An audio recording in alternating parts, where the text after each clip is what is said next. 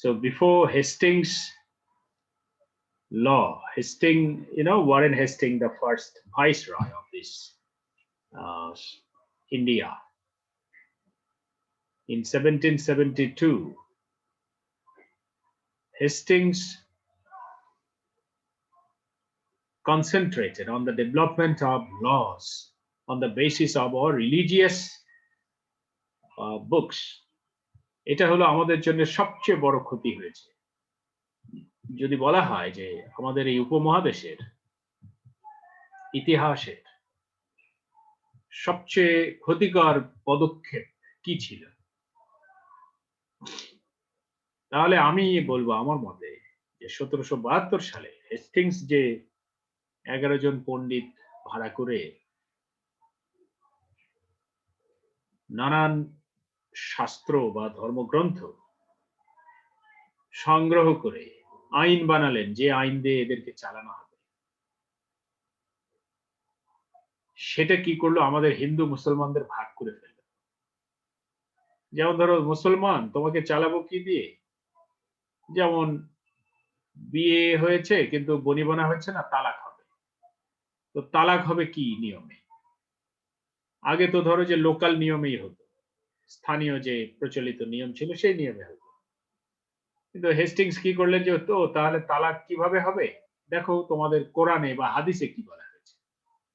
তো ওইটা খুঁজে বের করা হলো, বলা হলো যে ঠিক আছে, এখন থেকে এই ডিভোর্স এইভাবে কার্যকর করা হবে।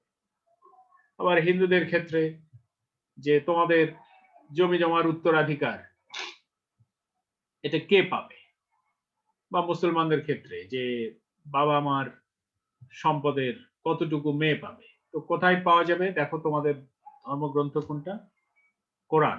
তো কোরআনে কি আছে সেটা থেকে বের করে ঠিক করা। এরপর থেকে দেখা গেল যে হিন্দুরা যে কোনো সমস্যার জন্য তখন তাদের ধর্মগ্রন্থের আশ্রয় নেয়, মুসলমানরা তাদের যে কোনো সমস্যার জন্য তখন তাদের ধর্মগ্রন্থের আশ্রয় নেয়। একটা জিনিস একটু বলে রাখি, তোমরা হয়তো শুনে অন্যরকম ভাবতে পারো। আমরা যে এই যে এখন বলছি যে আমাদের ধর্মে, ধর্মগ্রন্থে সবকিছু আছে, জীবন বিধান সব আছে, তো এই কথাটা কিন্তু হেস্টিংসের যে ল যখন করা হলো 1772 সালে, তার আগে পর্যন্ত কিন্তু এই কথাটা এইভাবে মানুষ ইমপ্লিমেন্ট করেনি। যেমন একজন মুসলমান একটা এলাকায় কোনো ঝামেলায় পড়লো, ওই এলাকার যিনি নেতৃস্থানীয় ব্যক্তি, ওই স্থানীয় যে ট্রেডিশন, স্থানীয় যে কালচার বা কালচারাল প্র্যাকটিস যা বলতো, সেই অনুযায়ী কিন্তু তার ওই সমস্যার সমাধান করা। কিন্তু হেস্টিংস কি করলো, ওই গ্রন্থে বা হিন্দুদের যেমন ধর্মগ্রন্থ আছে, আমাদের যেমন ধর্মগ্রন্থ আছে, সেই গ্রন্থগুলোর উপরে এরা কনসেন্ট্রেট করালো আমাদের। এবং এইটা হয়তো আমরা কেউ কেউ ভাবতে পারি যে আমরা লাভবান হলাম, কিন্তু এইটা আমাদের জাতির মধ্যে জাতিকে খণ্ডিত করে দিল। আমি ভাবলাম যে আমার গ্রন্থ আলাদা, তার মানে আমার আইন আলাদা হবে, আমি চলবো কিভাবে, আমি আশ্রয় নিচ্ছি গ্রন্থে কি বলেছে সেইভাবে, সে ভাবছে সে চলবে কিভাবে, তার ধর্মগ্রন্থে সে আশ্রয় নিচ্ছে যে কিভাবে চলতে হবে। তখন হলো কি, আমরা একই সমাজে বাস করেও আমরা আলাদা হয়ে গেলাম, ভিন্ন ভিন্ন হয়ে গেলাম। এই যে ব্রিটিশ যে সূক্ষ্ম বুদ্ধি, ডিভাইড অ্যান্ড রুল, ভাগ করো শাসন করো, এটা কিন্তু হেস্টিংসের ওই পদক্ষেপেই শুরু। আমরা যে এশিয়াটিক সোসাইটির এখন খুব অনেক আমাদের দেশের নেতৃস্থানীয় বুদ্ধিজীবী এশিয়াটিক সোসাইটিতে কাজ করে খুব আত্মতৃপ্তি পান, খুব ভালো কথা, অবশ্যই পাওয়ার কথাই, জ্ঞান চর্চা করে তো আত্মতৃপ্তই হওয়ার কথা। কিন্তু এশিয়াটিক সোসাইটি যেটা উইলিয়াম জোন্স প্রতিষ্ঠা করলেন কত 1794 মনে হয়, সেটার উদ্দেশ্যও ছিল যে আমাদের যে এশিয়ার যে নলেজ, সেটা ওই ঔপনিবেশিকদের ভাষায় ট্রান্সলেট করা হবে, করে কি হবে, ওই নলেজ দিয়েই আমাদেরকে কন্ট্রোল করা হবে, আমাদের ডিভাইড করা হবে, আমাদের শাসন করা। এশিয়াটিক সোসাইটির উদ্দেশ্য কিন্তু এটাই ছিল। আমরা অনেকে যারা আত্মপ্রসাদে ভুগি তারা উইলিয়াম জোনসের খুব প্রশংসা করি যে আহা কি মহৎ কাজ তিনি করেছেন। মহৎ কাজ করেছেন, কিন্তু তার বেনিফিশিয়ারি কারা? বেনিফিশিয়ারি কিন্তু এই কলোনাইজার্সরা। তারা আমাদের জ্ঞান কাণ্ডকে ট্রান্সলেট করেছেন তাদের ভাষায়, করে ওই জ্ঞান কাণ্ড দিয়ে আবার আমাদেরকে ডিভাইড করেছেন, রুল করেছেন। এই যে আমাদের দেখো কালচারালি আমাদের ভাগ করে দিল হেস্টিংস, তাহলে কালচার কত শক্তিধর তার একটা এক্সাম্পল আমি বলবো, যেটা আমার ইয়ে কথা কনক্লুশন, যে এই যে ভাগ করলো যে আমরা আমাদের গ্রন্থের দ্বারা পরিচালিত হব আর তারা তাদের গ্রন্থের দ্বারা পরিচালিত হবে,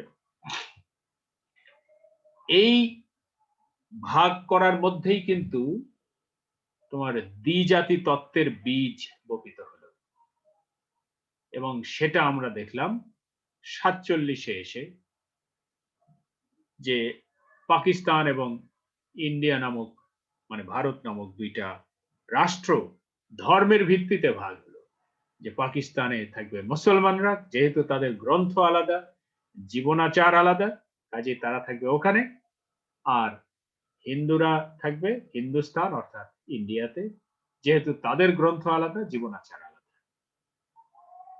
চিন্তা করো যে কালচার কেমন শক্তিশালী, যে একটা জাতিকে, হাজার বছরের প্রাচীন জাতি কিন্তু আমরা, এই ভারতবর্ষের যে জাতি আমরা, আমাদের বয়স তো অনেক অনেক বছর, কয়েক হাজার বছর। সেই এত হাজার বছরের পুরাতন একটা জাতি যারা মিলেমিশে থাকে, ধর্ম আলাদা হলেও কালচারালি কিন্তু একটাই জাতি ছিল।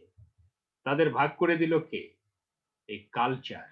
কালচার যখনই ভাগ হলো, যে তুমি এইভাবে চলবে, তুমি এই পোশাক পরবে, তুমি এই সমস্যা এইভাবে সমাধান করবে, আর এই যে তুমি তো এই পোশাক পরবে, তোমার সমস্যা এইভাবে সমাধান করবে। যখন এইভাবে ভাগ করে দিল, সেইটা এক সময় কি হলো, আমাদের পুরো জাতিকে, এত বছরের পুরাতন জাতিকে ভাগ করে ফেলল। Can you imagine? এই জন্যেই এডওয়ার্ড সাইড আমাদের কাছে প্রাসঙ্গিক, যে আমরা কেন এডওয়ার্ড সাইডের conception of culture, conception of imperialism পড়বো। এখন তোমরাই বলো, এই যে আমি যা বললাম তা শোনার পর, যে কালচার কি তাহলে ইম্পেরিয়াল টুল নয়? এটা কি ইম্পেরিয়ালিজমের অস্ত্র নয়? খালি কি বোমা জি মেরেই স্যার, ভাগ করা অবশ্যই। যায়? শুধু কি বোমা মেরেই ভাগ করা যায়? শুধু কি ওই কামানের গোলা মেরে ভাগ করা যায়? শুধু বন্দুক দিয়ে ভাগ করা যায়? তা কিন্তু না।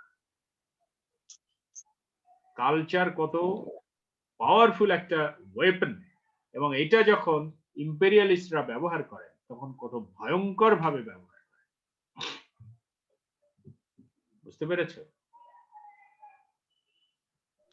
এবং আরেকটা জিনিস কি করলো, কি ক্ষতি করলো হেস্টিংস, দেখো এগুলো কিন্তু খুব ক্রিটিক্যালি দেখা উচিত। বর্তমান বিশ্বে মুসলমানদেরকে বলা হয় যে এরা সবচেয়ে অসহিষ্ণু জাতি, এরা নাকি ধর্মের কোনো রিফরমেশনই চায় না, ধর্মের কোনো রিফরমেশন চায় না। তোমরা জানো যে হিন্দু ধর্মের কিন্তু অনেক রিফরমেশন হয়েছে, তাই না? দেখবে যে এক এক জায়গার হিন্দু কিন্তু এক এক রকম। তুমি চেন্নাইয়ে দেখবে একরকম হিন্দু, কলকাতায় দেখবে আরেক রকম হিন্দু, মুম্বাইয়ে দেখবে আরেক রকম হিন্দু। হিন্দু ধর্মের কিন্তু অনেক রিফরমেশন হয়েছে এবং অনবরত হচ্ছে। হিন্দু ধর্মে মানুষও গড হয়ে যায়। সাই বাবা তো মানুষ, তারও কিন্তু মন্দির আছে, পূজা করে। অমিতাভ বচ্চন মানুষ, অমিতাভ বচ্চনের নামেও কিন্তু মন্দির আছে, পূজা হচ্ছে সেখানে, গড হয়ে গেছে। কিন্তু মুসলমানদেরকে বলা হচ্ছে যে এরা হলো ফান্ডামেন্টালিস্ট, এরা ব্যাকওয়ার্ড, এরা হলো পশ্চাৎপদ, এরা প্রোগ্রেসিভ নয়, এরা কোনো পরিবর্তন চায় না বলা হচ্ছে। এটা হয়তো কিছু কিছু ক্ষেত্রে সত্যও হতে পারে, তাই না? কেন সত্য?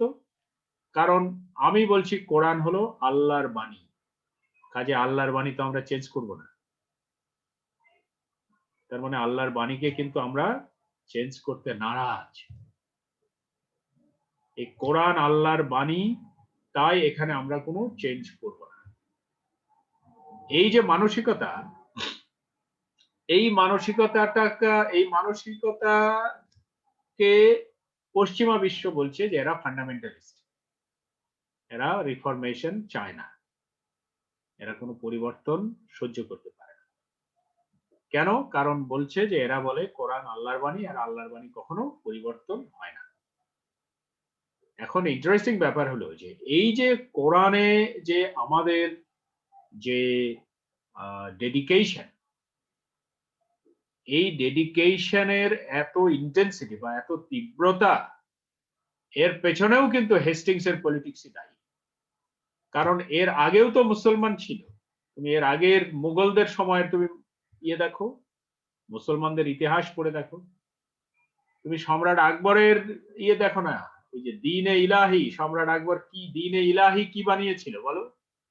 যে হিন্দু ধর্মের কিছু, মুসলমানদের কিছু নিয়ে আলাদা রকমের একটা লাইফস্টাইল, যাতে এই দুই দুই কমিউনিটি, দুই ধর্মের মানুষ মিলেমিশে থাকতে পারে, তাই না?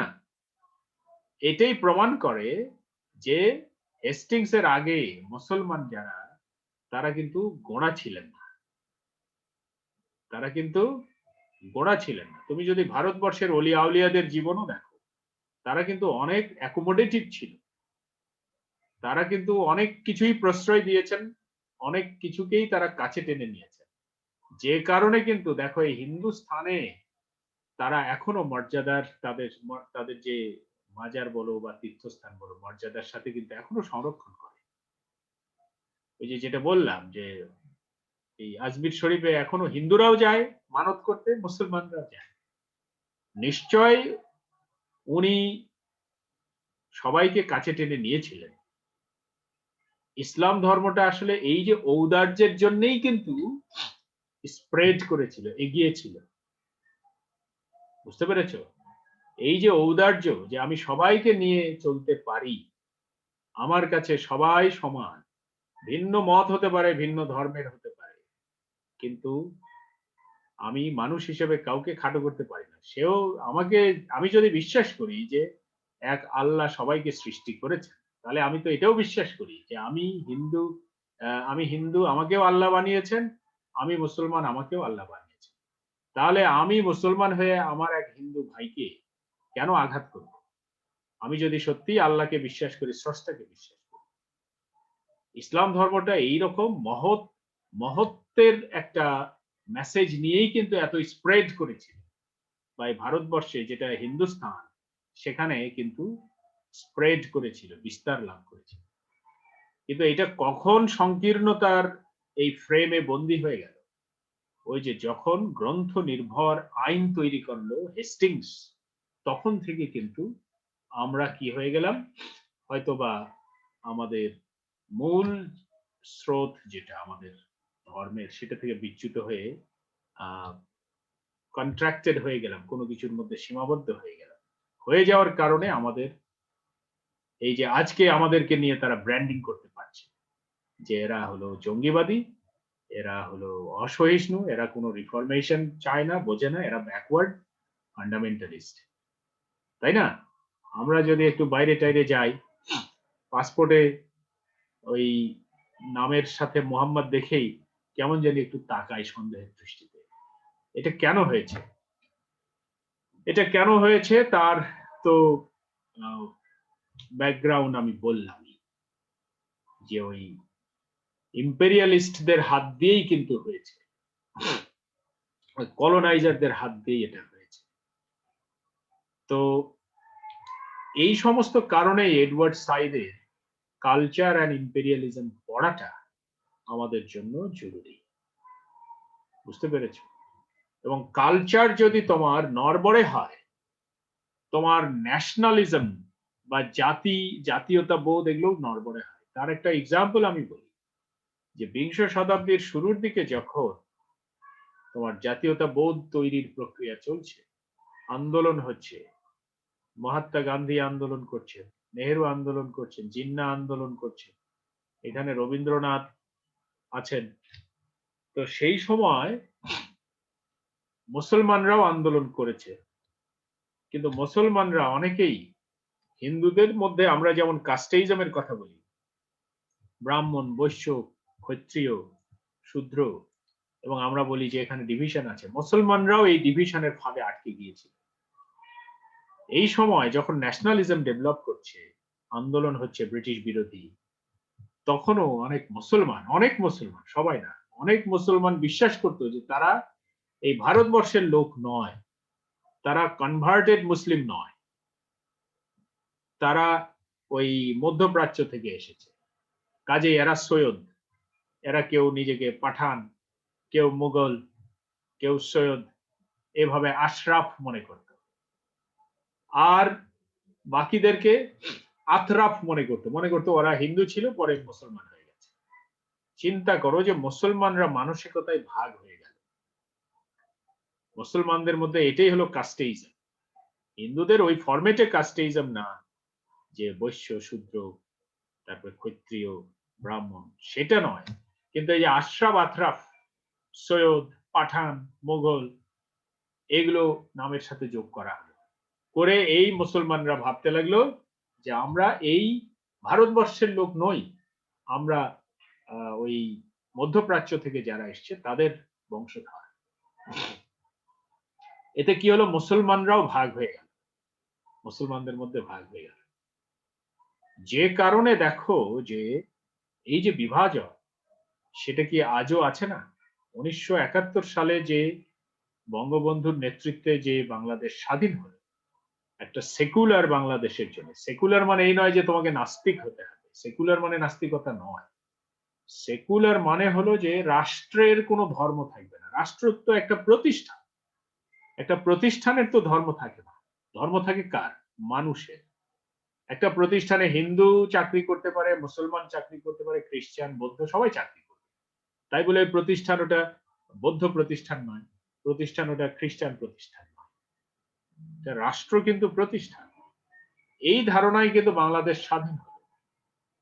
স্বাধীন হওয়ার তো কোনো দরকার ছিল না যদি ধর্মের ভিত্তিতে জাজ করা, কারণ পাকিস্তানিদের ধর্ম ইসলাম, আমাদের ধর্ম ইসলাম। তাহলে আমরা ভাগ হলাম কেন? ভাগ হলাম আমাদের কালচার ভিন্ন ছিল, আমাদের কালচার ভিন্ন ছিল, আমাদের ভাষা ভিন্ন ছিল। এই ভিত্তিতে আমরা বললাম যে আমরা কালচারের ভিত্তিতে জাতি গঠন করব। বাস, 71-এ দেশ স্বাধীন হলো, কিন্তু স্বাধীনতার পরেই কিছুদিনের মধ্যেই দেখবে, এখনো দেখছি আমরা যে এটাকে ইয়ে হয়ে গেছে, আমরা বলছি ইসলামিক স্টেট হয়ে গেছে। তো ইসলামিক স্টেট হয়ে গেছে, এই ধারণায় কি করা হচ্ছে, যখন দেখা যাচ্ছে যে এক ধরনের অসহিষ্ণুতাও কারো কারো মধ্যে তৈরি হচ্ছে, যে যেহেতু এটা আমার স্টেট, আমি ওকে সহ্য করব না। তো এগুলো কি করছে, আমাদের যে জাতীয়তা বোধ সেগুলোকে দুর্বল করে দিচ্ছে। এই যে দুর্বল জাতীয়তা বোধ নিয়ে আমরা যে চলছি, এর কারণ হলো আমাদের ওই গোড়ায় যেতে হবে, যে ওখানে আমরা কিভাবে বিভাজন তৈরি করেছি, বিভাজিত হয়েছি, বা বিভাজন যারা করতে চেয়েছে তাদের ফাঁদে পা দিয়েছি, দিয়ে আজকে আমরা একটা দুর্বল নড়বড়ে জাতীয়তা বোধ নিয়ে এগুচ্ছি ধীরে ধীরে। যত দ্রুত, আরো যত এগোনোর কথা ছিল, আরো যত অর্গানাইজড হওয়ার কথা ছিল আমাদের নিজেদের, আমরা হয়তো সেই জায়গায় পৌঁছতে পারিনি। তো এই যে বিষয়গুলো, এই বিষয়গুলো কিন্তু আমাদের মাথায় রাখতে হবে যখন আমরা কালচার এন্ড ইম্পেরিয়ালিজম পড়ব। তা না হলে কালচার এন্ড ইম্পেরিয়ালিজম শুধু রিডিং পড়া আর তর্জমা করার মধ্যে কোনো তাৎপর্য নেই, এটা পড়ার কোনো সার্থকতাও নেই। আচ্ছা, আমি আর 2-4 লাইন পড়বো। তোমরা কি বুঝতে পারছো? কিছু কোয়েশ্চেন থাকলে করতে পারো। If you have any question, you may tell me. কোনো কোয়েশ্চেন আছে? নো স্যার, আপনি খুব ভালো করে অ্যানালাইসিস করে দিচ্ছেন, তো জি স্যার। কোশ্চেনের দিয়ে যাচ্ছি। Okay. The power to narrate or to block other narratives from forming and immersing is very important to culture and imperialism. The power to narrate, বর্ণনা করার ক্ষমতা, or to block other narratives from forming and immersing, এবং অন্য ন্যারেটিভসকে, অন্য বয়ানগুলোকে block করে ফেলা, অর্থাৎ বন্ধ করে দেওয়া। কি থেকে বন্ধ করবে? ফ্রম ফর্মিং, তৈরি হওয়া থেকে আটকাতে হবে, তৈরি হওয়া থামাতে হবে। অর ইমার্জিং, অথবা এর উত্থানকে থামাতে হবে। ন্যারেশন বলা হয়েছে, সেই জন্য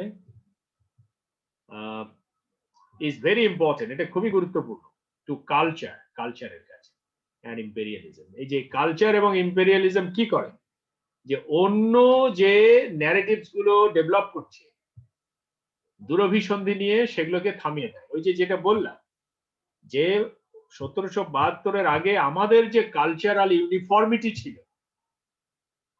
কালচারাল ন্যারেটিভস ছিল, সেটাকে ব্লক করলো, সেটাকে থামিয়ে দিল বা ভিন্ন পথে পরিচালিত করলো কে? Hastings, Warren Hastings, and constitutes one of the main connections between them. এবং এইভাবে কালচার এবং ইম্পেরিয়ালিজমের মধ্যে একটা কানেকশন তৈরি করে। মানে আমি তোমার কালচার বন্ধ করে দিলাম somehow, তার মানে হলো এতে আমার ইম্পেরিয়াল প্র্যাকটিসের পথ কমফোর্টেবল হয়ে গেল, সহজ হলো। Most important, the grand narratives of emancipation and enlightenment mobilized people in colonial world to rise up and throw off imperial subjection. সবচেয়ে গুরুত্বপূর্ণ হলো যে গ্র্যান্ড ন্যারেটিভস অফ ইমানসিপেশন, অর্থাৎ স্বাধীনতার যে বড় বয়ানগুলো তৈরি হলো, বিশেষ করে দ্বিতীয় বিশ্বযুদ্ধের পর তো বেশিরভাগ, প্রায় সবগুলো কলোনি কিন্তু স্বাধীন হয়েছে, তোমরা জানো। কেন স্বাধীন হয়েছে? কারণ দ্বিতীয় বিশ্বযুদ্ধের পর মানুষ শিখেছে যে আসলে ইম্পেরিয়ালিস্টরা যতই ক্ষমতার বড়াই করুক না কেন, সাধারণ মানুষ যদি ইউনাইটেড হয়, তারা যদি রেজিস্ট করতে পারে, তাহলে সেই ক্ষমতাধর ইম্পেরিয়ালিস্টরা তারা এক সময় পতন বরণ করবেই। এটা আমি একটা এক্সাম্পল দিয়ে বুঝাই যে 1905 সালে বঙ্গভঙ্গ হয়েছে আমাদের এখানে, জানো, এবং তখনও পর্যন্ত আমাদের এখানকার অনেক নেতা, অনেক মুসলিম নেতাও কাজ করেছে যা সব ইংরেজদের খুশি করার জন্য করেছে। এটা কিন্তু ভুলে গেলে চলবে না, মনে রাখা দরকার যে 1905 সাল পর্যন্ত প্রায় আমাদের এই ভারতবর্ষ স্বাধীন হতে পারে এরকম অনেকেই বিশ্বাস করতো না, এবং অনেক নেতা, মুসলিম নেতা বলো, হিন্দু নেতা বলো, তারা ইংরেজদের সহায়তা করার জন্য কাজ করেছে, বুঝলে। এমনকি আমাদের এখানে যে সলিমুল্লাহ খান, নবাব সলিমুল্লাহ খান বা আগা খান যারা ছিলেন, এদেরও অনেক কাজকর্মে দেখা যায় যে ইংরেজদের খুশি করার জন্য তারা অনেক সিদ্ধান্ত নিয়েছে। 1905 সালে যখন রাশিয়া জাপানের কাছে যুদ্ধে হেরে গেল, তখন আমাদের এই উপমহাদেশের মানুষদের টনক নড়ল। এরা ভাবলো যে রাশিয়া তো সাদা, তাই না, সাদা চামড়ার মানুষ। এরা দেখলো যে আরে সাদাদেরকে তো হারানো যায়, জাপানিজরা হারিয়ে দিয়েছে। তখন এদের মধ্যে আত্মবিশ্বাস কাজ করলো যে তাহলে আমরাও তো পারবো এদেরকে হারাতে। ওই যে এক্সাম্পল দেখলো যে রাশিয়া হেরে গেল জাপানের কাছে, এখান থেকে একটা ইম্পেটাস, একটা আবেগ এদের মধ্যে এসে ভর করলো যে না, আমরাও স্বাধীন হতে পারি বা এদেরকে পরাজিত করে তাড়িয়ে দিতে পারি। এরপর থেকে কিন্তু ন্যাশনালিজমের ভিন্ন একটা যাত্রা শুরু হয়েছে, যেটা 47-এ স্বাধীনতায় এসে বাস্তবায়িত হয়েছে। বুঝতে পেরেছো? তো এগুলো কিভাবে হয়েছে? ওই যে এনলাইটেনমেন্ট, যেটা আলোকায়ন, বিশেষ করে 18th সেঞ্চুরিতে বা 19th সেঞ্চুরিতে যে শিল্প বিপ্লব হয়েছে, তারপরে ফিলসফির যে ফ্লারিশমেন্ট হয়েছে, তোমরা অনেকের নাম জানো, ভলতেয়ার, রুশো, মন্টেস্কু, হবস, এদের যে ফিলসফি গুলো তোমরা পড়েছো, এই সময়টাকে বলা হয় এনলাইটেনমেন্ট পিরিয়ড। এদের জ্ঞানের দ্বারা আলোকিত হয়ে অনেকেই স্বাধীনতার পথে হাঁটতে শুরু করলো, মোবিলাইজড হলো, এরা মোবিলাইজড, গতিপ্রাপ্ত হলো। ঠিক আছে, এবং কি কি করলো সেই গতি নিয়ে? থ্রো অফ ইম্পেরিয়াল সাবজেকশন, অর্থাৎ এই যে আধিপত্যবাদের কাছে যে আনুগত্য, সেটা ঝেড়ে ফেলতে তারা ডিসাইড করলো। In the process many Europeans and Americans were also stirred by these stories and their protagonists, and they too fought for new narratives of equality and human community. যার ফলে অনেক ইউরোপিয়ান এবং আমেরিকান এই প্রক্রিয়াতে কি হলো, তারাও এতে আন্দোলিত হলো। স্টার্ড আপ মানে হলো নাড়া খেলো, এরাও তারা মানে নাড়া খেলো, এদেরকে নাড়া দিল এই পরিস্থিতি। বাই দিজ স্টোরিজ, এই এনলাইটেনমেন্টের দ্বারা যে ন্যারেটিভস গুলো তৈরি হলো সেগুলো, এন্ড দেয়ার প্রোটাগনিস্ট, এবং তাদের লেখার যারা মূল চরিত্র, and they too fought for new narratives of equality, এই চরিত্রগুলো তখন ইকুয়ালিটির জন্য, হিউম্যান কমিউনিটির জন্য এক ধরনের আকাঙ্ক্ষা প্রচার করতে লাগলো বা প্রকাশ করতে লাগলো। অর্থাৎ সাহিত্যে বা ন্যারেটিভসে তখন নতুন নতুন চরিত্র তৈরি হতে শুরু করলো। যেমন ধরো, তুমি যদি আমাদের মাইকেল মধুসূদন দত্তের সমুদ্রের ওই যে কি বলে মেঘনাদ বধ যদি পড়ো, সেখানে দেখবে যে রাবণের চরিত্রের মধ্য দিয়ে, রাবণ কিন্তু ওখানে হিরো, এই রাবণের চরিত্রের মধ্য দিয়ে দেখবে যে দেশপ্রেমের যে ব্যাকুলতা সেটা দেখানো হয়েছে। লঙ্কা নগরী পুড়ে ছারখার হয়ে যাচ্ছে রাম এবং তার হনুমান বাহিনীর লাগিয়ে দেওয়া আগুনে, তখন রাবণ কিভাবে দুঃখ করছে, এই যে দেশপ্রেম, প্যাট্রিয়টিজম, এই যে প্রোটাগনিস্টের মধ্যে দেশপ্রেম কিভাবে কাজ করছে, এগুলো নতুন নতুন ন্যারেটিভস কিন্তু তৈরি হয়। বুঝতে পেরেছো? তো আমার মনে হয় যে এই পয়েন্টটা তোমরা বুঝতে পেরেছো যে how is culture important and how it works for liberating our nation, and again how this culture is used as a tool in the hands of the imperialists to enslave our community or enslave our nation. Okay, now do you have any question? এই পর্যন্ত আজকে থাক, কোনো প্রশ্ন আছে?